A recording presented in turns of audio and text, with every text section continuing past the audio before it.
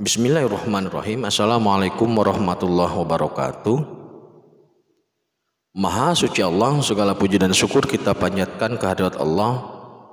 Semoga kita selalu dalam bimbingan rahmat dan ridha Allah subhanahu wa ta'ala.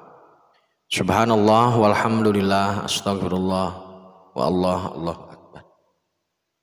Kembali bersama kami dari tim Raja Wali Nusantara. Kali ini kita sedang membahas terkait dengan harta amanah Allah yang ada di Nusantara. Kembali saya mengingatkan bahwasanya harta amanah Allah yang ada di Nusantara maksudnya adalah secara teknis harta Allah untuk kesejahteraan seluruh manusia, seluruh negara, sedunia itu bersumber dari Nusantara. Harta-harta itu menjadi balansi keuangan dunia melalui The Fed ataupun World Bank.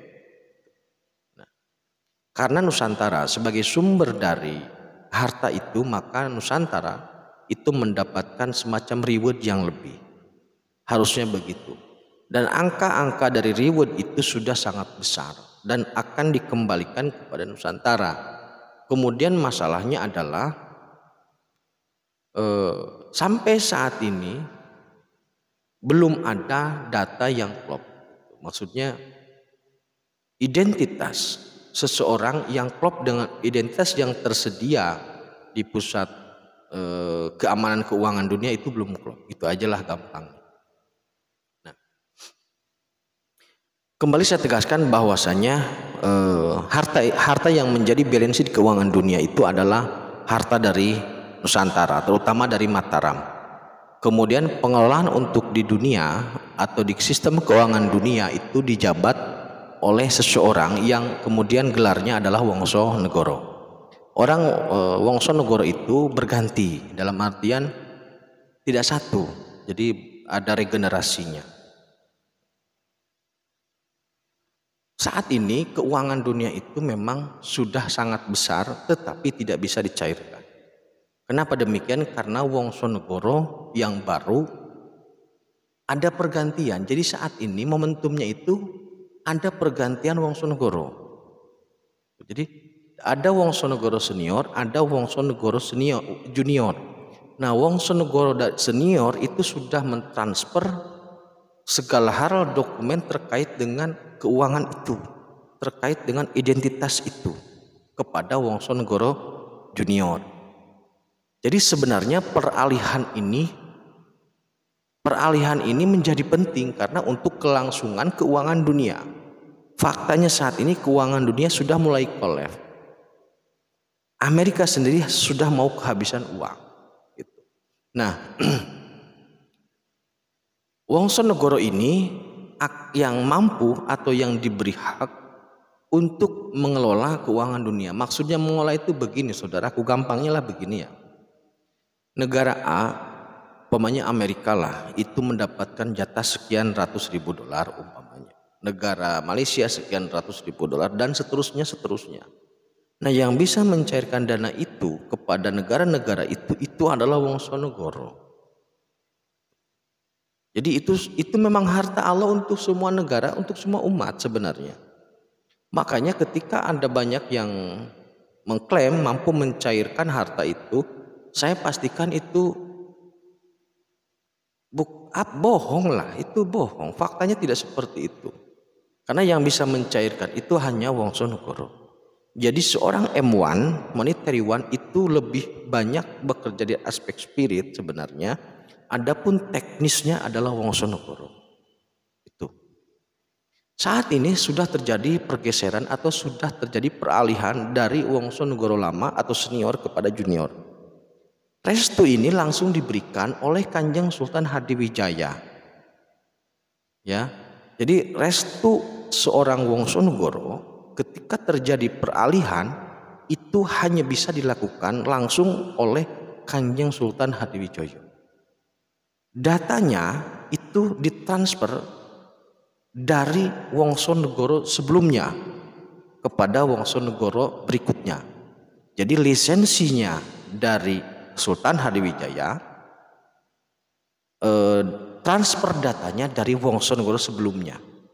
Kalau di negara kita mungkin gampangnya begini, SK-nya dari presiden, kemudian serah terima jabatannya antara gubernur lama dengan yang baru. Seperti itulah kurang lebih logikanya. Nah, yang ditransfer itu data-data terkait dengan identitas seorang Wongsonegoro. Karena identitas seorang Wongsonegoro itu garis DNA-nya sama. Jadi yang tersimpan atau data seorang Wongsonegoro itu memang sudah tersimpan di suatu tempat di Eropa. Nah, yang tersimpan di situ adalah yang pertama itu jelas tanda tangan, yang kedua kornea, yang ketiga DNA, dan yang keempat adalah PIN code atau kode. PIN code ini langsung servernya langit. Jadi PIN code yang beredar itu tidak seperti itu aslinya. Karena aslinya PIN code itu tersimpannya di server langit. Jadi hanya bisa ditembus oleh Wongsonegoro yang tembus ke langit. Tidak bisa ditanyakan kepada kelas iblis atau setan atau jin, nggak bisa. Nah, untuk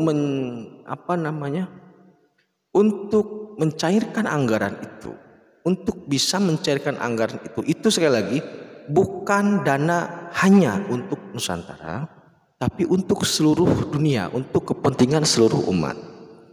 Untuk menembus sistem itu agar bisa menandatangani atau agar bisa mencairkan keuangan dunia itu ada 10 fase, 10 tahapan. Sampai saat ini belum ada yang lewat dari 5. Tidak ada yang bisa melewati gerbang ke-6. Ya. Jadi masih banyak yang terjebak di gerbang ke-5. Karena apa? Karena manusia masih banyak terjebak di dimensi ke-5 atau dimensi iblis, belum bisa nyampe ke dimensi di atasnya. Simbolnya seperti itu. Nah, kemudian ini terkait dengan Nusantara sebagai mercusuar dunia. Maksudnya seperti itu.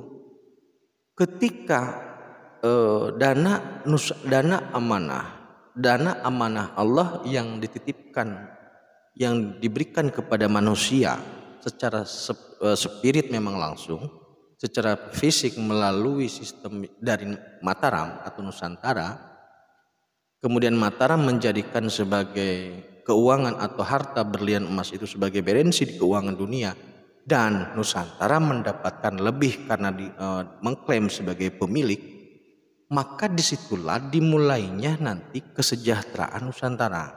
Jadi ketika Nusantara sosok dari Nusantara sudah bisa mencairkan itu untuk kepentingan seluruh umat, seluruh manusia, seluruh negara, dan Nusantara sebagai pemilik mendapatkan angka yang lebih atau yang lebih dari yang lain, maka disitulah dimulainya kesejahteraan, menjadikan Nusantara sebagai mercusuar dunia. Jadi rewardnya dari situ dulu sebenarnya. Jadi ini bukan pola gagah-gagahan sebenarnya, tapi Nusantara mercusuar dunia itu nanti dibangunnya dari sistem ekonomi seperti itu. Dibangun dari sistem ekonomi yang bersumber dari dana itu. Dana itu sampai saat ini masih utuh. Belum bisa ada yang mencairkan karena satu kunci satu pintu. Satu kunci satu pintu. Nah, dalam video saya sebelumnya sudah saya tegaskan bahwa dokumen terkait harta-harta itu yang beredar di Nusantara saat ini, yang mengklaim dapat mencairkan, yang mengklaim memiliki underland, itu kami atau saya berani mengatakan itu kadaluarsa atau palsu. Oleh karena itu kepada saudaraku, jika ada yang menawarkan terkait dengan harta-harta pencairan itu, maka menurut kami itu tidak bisa, itu palsu. Termasuk transaksi-transaksi benda-benda berharga seperti halnya samurai dan sebagainya, itu biasanya terkunci. Itu biasanya terkunci juga karena terkait dengan harta itu juga. Nah, maka oleh karena itu jika ada hal yang terkait dengan dokumen-dokumen atau ada isu tentang pencairan dana amanah dan sebagainya, hati-hati. Saya berani mengatakan itu palsu, dokumen itu palsu. Karena sampai saat ini dana itu belum dicairkan. Kenapa? Karena sosoknya memang belum melakukan eksekusi, belum. Jadi kami melihat belum melakukan eksekusi dan hanya satu orang yang bisa.